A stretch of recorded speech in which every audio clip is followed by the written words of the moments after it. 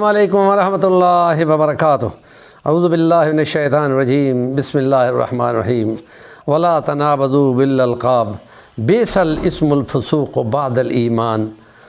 وقال اللہ تعالی لم الفسوق بعد الایمان،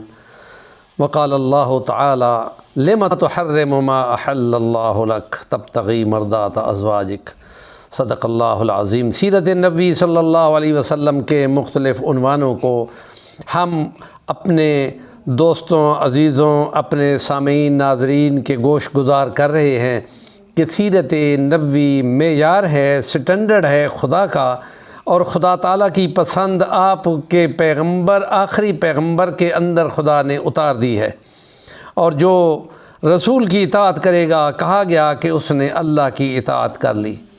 تو اس کے لیے لفظ کیا ہے؟ سمعنا و اطعنا، سن لیا جی، اب ہم مانیں گے اور پوری کوشش کریں گے۔ اور اس کے لیے ہم اس 9 اور 10 ہجری کے وفد کا تذکرہ کر رہے ہیں کہ جس میں نبی کریم صلی اللہ علیہ وسلم کی رہنمائی اور ہدایت لینے کے لیے، اور آپ سے صلح صفائی کرنے کے لیے، اور آپ کی دعائیں لینے کے لیے، اور آپ سے حکمت و دانائی سیکھنے کے لیے 140 سے اوپر وفد آئے۔ افراد 500 سے اوپر تھے، لیکن چند ایک کا ہم تذکرہ آپ کے گوش گزار کرتے ہیں کہ نبی کریم صلی اللہ علیہ وسلم کے سامنے یہ وفد آئے۔ 4 ولاگ ہم کر چکے ہیں، آج ہمارا 5واں ولاگ ہے، اور اس میں ایک قبیلے کا سردار ہے جابر بن سلیم، اور بلیہم اس کے وفد کا تذکرہ ہے، اور وہ ایک قطر کے علاقے سے آ رہے تھے، اور ان کے اندر بڑے تکبرانہ انداز کی وہ بڑی بڑی چادریں تھیں جن کو وہ اپنے پیروں سے بھی نیچے گھسیٹتے ہوئے چلتے تھے۔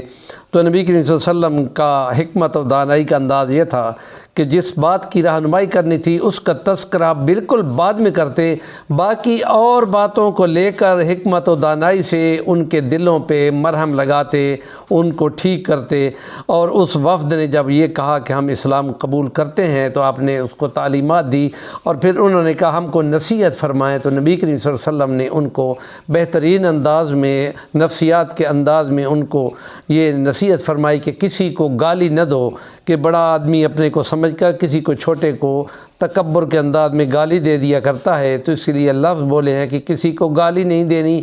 کسی کو حقیر نہیں سمجھنا، اور عاجزی اختیار کرتے ہوئے اپنے برتن سے کسی اور کے برتن میں پانی ڈال دینا ہے، گویا کہ خدمت کا کام کرنا ہے۔ اور پھر ساتھ ہی فرما دیا کہ تہہ بند کو اونچا باندھو، جو تہہ بند کو نیچے لٹکا کے چلتے ہیں وہ تکبر کی انداز ہے، اور تکبر کے انداز کو خدا پسند نہیں کرتا۔ یہ گویا کہ حکمت سے آپ نے ان کی گوش گزار کر دی، اور کہ ایسے کپڑے لٹکا کے چلنا۔ پھر ایک وفد ہے جعفی، اس نے اسلام قبول کرنے کی آتے ہی یہ اعلان کیا، اور کچھ لوگ تھے اور ان کو آپ نے نصیحت فرمائی، اور نبی کریم صلی اللہ علیہ وسلم کو جب بتایا گیا کہ یہ وہ لوگ ہیں کہ جو اپنے گوشت کا، اپنے بکرے یا گائے یا اونٹ کے گوشت کا، دل کا گوشت بالکل نہیں کھاتے، اور انہوں نے پتہ نہیں یہ کیوں بنایا ہوا ہے کہ ہم نے یہ نہیں کھانا۔ نبی کریم صلی اللہ علیہ وسلم نے ان سے پوچھا کہ کیا آپ لوگ گوشت نہیں کھاتے، دل کا گوشت نہیں کھاتے؟ تو انہوں نے کہا جی ہمارے معمول آ رہا ہے، ہم نہیں کھاتے۔ اب فرمایا ایک اللہ نے حلال چیز بنائی ہے، تم اس کو اختیار نہیں کرتے، کیوں نہیں اختیار کرتے؟ اس کے سامنے ان کی کوئی توجیہ ایسی نہیں تھی، تو اس لیے نبی کریم صلی اللہ علیہ وسلم نے ان کو فرمایا کہ تمہارا اسلام مکمل تب ہوگا جب تم گائے یا اونٹ یا بکرے کا دل کا گوشت نہیں کھاؤ گے۔ تو اور یوں بھی آتا ہے کہ نبی کریم صلی اللہ علیہ وسلم نے ان کو ایسے گوشت، دل کے گوشت کی طرف راغب کیا، اور پھر ان کو کھلایا، کھانے پہ مجبور کیا۔ اور یہ تھا کہ جو چیز اللہ نے حلال کی ہے وہ اس کو کون کسی نظریے سے کیسے حرام کر سکتا ہے؟ اور یہ حلت اور حرمت کا حکم خدا اور اس کے رسول کا ہے، کوئی دوسرا تیسرا اس کو اختیار نہیں کر سکتا۔ اس لیے آپ نے ان کو یہ سمجھا دیا۔ طبقات ابن سعد میں اس کا تذکرہ ہے، اور ہم یہ کہتے ہیں کہ نبی کریم صلی اللہ علیہ وسلم کی یہ تعلیمات حکیمانہ ان لوگوں کی رہنمائی کے لیے مہمیز کا کام کرتی ہیں، ان کو رہنمائی دیتی ہیں۔ ہمارے چینل کا نام ہے صفی الوانی، ضرور سبسکرائب کریں، اور کام کی بات کا کمنٹ آپ ضرور کیا